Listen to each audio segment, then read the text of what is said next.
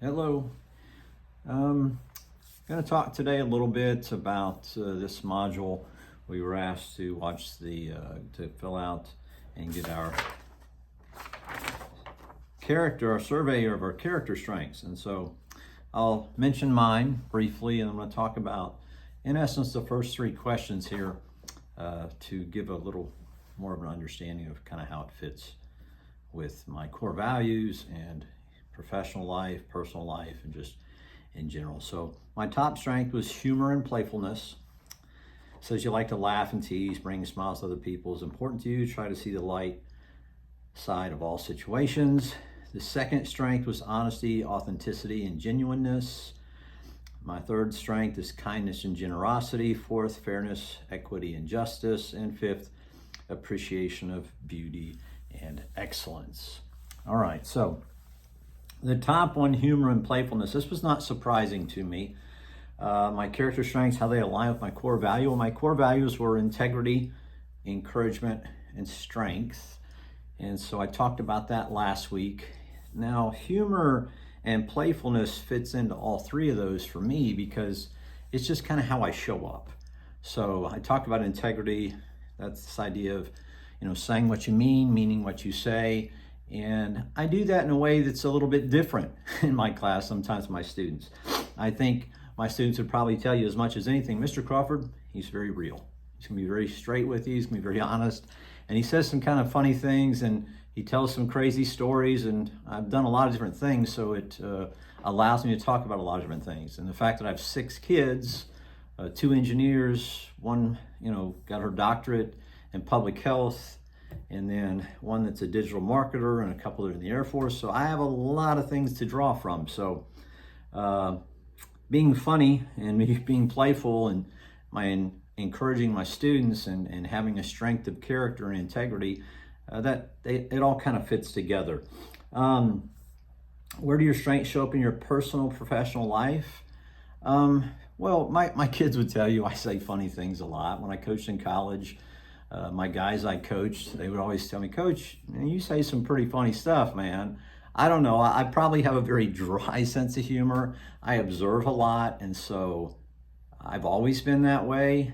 I think it kind of allows me to maybe look at people as they're just talking, and I'm thinking, wow, do you actually even hear what you're saying?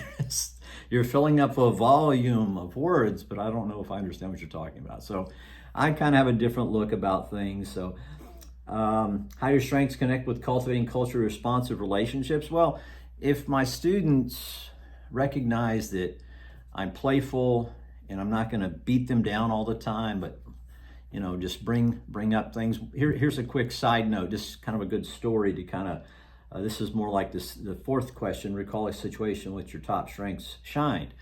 All right. Now, I've taught a lot of elementary, primarily 5th grade students is what I teach. And even in the 5th grade, they do they want to tell on each other.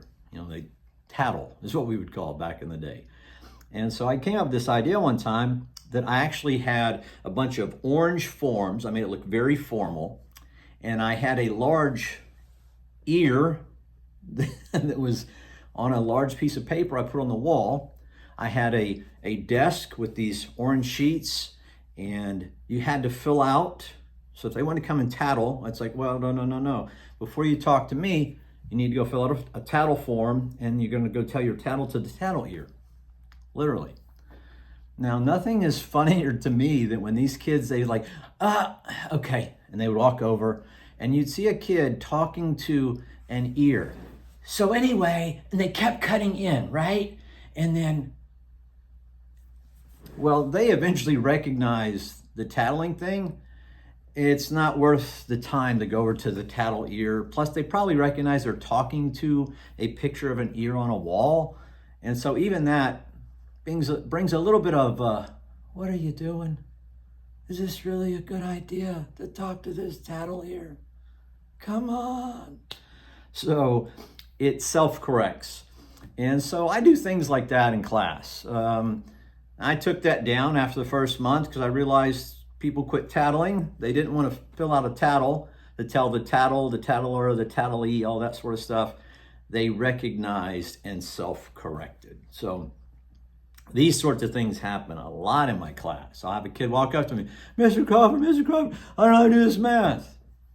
Okay, so what's happening exactly? I'm just dumb. I doubt you're dumb. Maybe we need to look at this differently. I have a way of interacting with students.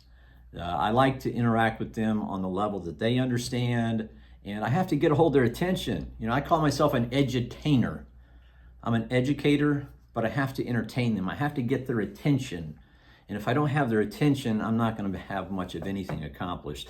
The integrity, my encouragement, my strength of character will be null and void if I can't get their attention. So these things, these strengths that I have, I tend to be fair. I like being equitable. I have to be authentic with these kids. And it's just a much better way to show up in this world when you don't have to have a bunch of skeletons in closets. So for me, this was a good activity.